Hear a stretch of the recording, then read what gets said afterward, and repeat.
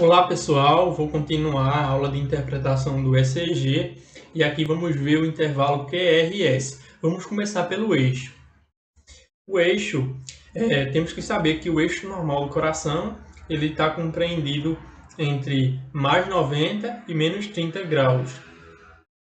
Agora vamos olhar o seguinte, a gente vai olhar a derivação D1 e a derivação AVF. Se ambas estiverem com QRS positivo, então o eixo está normal. Vamos lá. Aqui podemos notar que a AVF está para baixo, enquanto D1 está nessa posição aqui. Então o eixo normal do coração está entre esses vetores aqui, né? Aqui nesse ECG, a gente vai avaliar D1. D1 está o quê? Está positivo, é o QRS positivo. Vai olhar a AVF está positivo. Então está o eixo normal desse ECG. Agora, por acaso, D1 for positivo e a AVF for negativo. E aí, o que a gente vai fazer? Vamos lá. Se D1 é positivo, a AVF, que era para estar aqui positivo, ele está negativo, então ele está para cima, né? Se ele está para cima, o eixo vai estar o quê? Desviado para a esquerda, nesse lado de cá. Só que aonde exatamente vai estar? Se está para cá ou para cá, a gente vai saber agora. Então, a gente vai olhar D2. A gente vai olhar D2. Olhou D2, vamos lá. D1 positivo, AVF negativo, olha D2. Se D2 for negativo, aí, se ele for negativo, ele está para cima, ó, espelhando aqui o negativo. Então, o eixo está acima de menos 30 graus. Então, desvio de eixo para a esquerda acima de menos 30 graus. Aqui podemos notar, vamos lá olhar. D1 positivo, olha a AVF. AVF negativo, agora eu vou olhar D2. D2 negativo. Então, desvio de eixo para a esquerda acima de menos 30 graus. Se por acaso D2 for positivo, se D2 for positivo, então o eixo vai estar compreendido entre 0 e menos 30 graus. Então está normal ainda, né? Porque se é normal de mais 90 a menos 30, se o eixo está compreendido aqui, então está normal, é considerado normal. Aí aqui tem, vamos lá, D1 positivo, AVF negativo, D2 positivo, eixo normal. Está com desvio à esquerda, mas só que está compreendido entre 0 e menos 30 graus. E agora, e se D1 for negativo e AVF for positivo? Vamos lá. Aí a gente olha, se D1 for negativo e AVF positivo, o eixo vai estar para cá, né? Desviado para a direita. Aqui podemos olhar, ó, ECG, D1 negativo, olha, AVF positivo, então o eixo está desviado para a direita. E se D1 for negativo e AVF for negativo?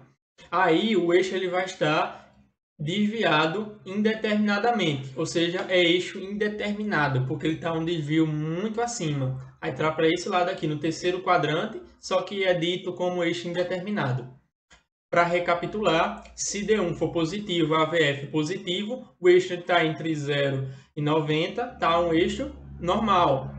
Se D1 for negativo e AVF for negativo, o eixo é indeterminado. Se D1 for negativo e AVF positivo, o eixo está desviado para a direita. Agora, se D1 for positivo e AVF for negativo, a gente vai olhar o quê? Vai olhar D2. A gente sabe que está desviado para a esquerda, só que a gente vai olhar D2. Se D2 for negativo, aí o eixo está acima de menos 30 graus, está nesse intervalo, menos 30 graus e menos 90 graus. Agora, se D2 for positivo, aí o eixo vai estar entre menos 30 graus e 0. Agora vamos ver a duração, né? A duração, ela deve estar compreendida no intervalo de 60 a 120. Tem que ser maior que 60 e menor que 120 milissegundos, ou 1,5 quadradinho, que é um quadradinho e meio, e 3 quadradinhos. Tem que ser menor que 3 quadradinhos e maior que 1 quadradinho e meio. Se for menor, é taquicardia. Se for maior que 3 quadradinhos, é bloqueio de ramo. Então vamos ver. O que é o bloqueio de ramo? O bloqueio de ramo é justamente um atraso na condução do impulso elétrico. Aqui no ramo esquerdo, se tiver um bloqueio no ramo esquerdo, o ramo direito ele vai ativar o ventrículo direito um pouco antes que o ventrículo esquerdo. Ou se acontecer um bloqueio de ramo direito, o ventrículo esquerdo ele vai ativar um pouco antes que o ventrículo direito.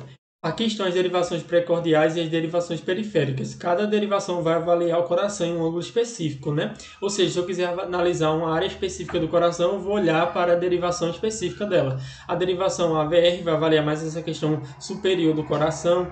A derivação D3, D2 e AVF vai avaliar mais a questão inferior, a porção inferior do coração, enquanto a derivação V1 e V2 vai avaliar mais o septo, né, interventricular. A derivação V3, V4 vai avaliar mais a porção anterior do coração, nessa região aqui. E a derivação V5, V6 vai avaliar mais o coração lateral esquerdo, a parte lateral esquerda do coração. E a derivação D1 e a VL vai avaliar mais essa questão lateral do coração. Como eu quero verificar o bloqueio de ramo, eu vou olhar para a derivação V1, que ela pega mais o ventrículo direito, e eu vou olhar para a derivação V6, que ela vai pegar o ventrículo esquerdo. Então, aqui está a derivação V1 e a derivação V6. Vamos fazer o traçado dela. A gente sabe que inicialmente o impulso ele vem aqui do nó sinusal, vai encaminhar aqui para o nó atrioventricular, ele vai entrar no feixe de Ricci e vai bifurcar aqui. A gente sabe também que o ventrículo esquerdo ele vai despolarizar um pouco antes. Se ele vai despolarizar um pouco antes, o vetor ele vai estar negativo aqui, essa parte aqui vai estar negativa, enquanto aqui ainda vai estar um pouco positivo. Então, o vetor vai estar nesse sentido aqui. Por isso que vai ter a derivação V1, que se o vetor está no sentido de V1, então V1 vai ter uma onda crescente, enquanto V6, se V6 está desse lado de cá, então V6 vai ter uma onda decrescente aqui. Depois, o que acontece? O vetor vai vir para esse lado de cá. Por quê? Porque o ventrículo esquerdo ele é maior. A contração começa levemente nesse sentido aqui. Isso aqui é a configuração normal. Então, o que vai acontecer? Vai ter uma deflexão aqui em V1, porque o vetor estava nesse sentido aqui, ó. Então vai ter uma deflexão aqui em V1, enquanto se o vetor está no sentido de V6, vai ter uma onda positiva aqui, ó. Eu gravei um vídeo mostrando a derivação D2, que fica no eixo do coração, como ela se comporta. Se não assistiu, eu sugiro que assista para entender melhor. Vamos ver o bloqueio de ramo direito. O bloqueio de ramo direito é justamente um atraso na condução de impulso elétrico pelo ramo direito, né? Enquanto no ramo esquerdo vai contrair um pouco antes. Então vamos lá, configuração das derivações V1 e V6. Inicialmente, o impulso elétrico ele chega aqui, vai ter uma despolarização dessa membrana aqui, então vai produzir um vetor para esse sentido aqui, porque aqui ainda está positivo, aqui já está despolarizado. Como o vetor está no sentido de V1, então vai produzir uma onda positiva, enquanto em V6 está ao contrário, uma onda negativa. Depois, o ventrículo esquerdo ele vai contrair primeiro. Se ele vai contrair primeiro, vai produzir um vetor grande para esse sentido. Então, o V6 vai ter uma onda positiva, enquanto o V1 vai ter uma deflexão. Ó, uma deflexão. Depois, o que acontece? O impulso elétrico aí vai chegar de fato no ventrículo direito, aí vai produzir uma contração. Por isso que contraiu agora. Então, o vetor está nesse sentido, a onda vai ser positiva, enquanto aqui vai ser uma deflexão com atraso em V6. Agora vamos ver o bloqueio de ramo esquerdo. Vamos utilizar novamente a derivação V1 em V6. Nesse caso, o impulso elétrico vai chegar atrasado no ramo esquerdo. Então, aqui vai despolarizar um pouco antes. Se vai despolarizar um pouco antes, o vetor vai estar para esse sentido aqui, ó. Porque se aqui vai estar negativo, aqui vai estar positivo ainda. Aqui, ó. Porque se aqui vai estar negativo, aqui vai estar positivo ainda.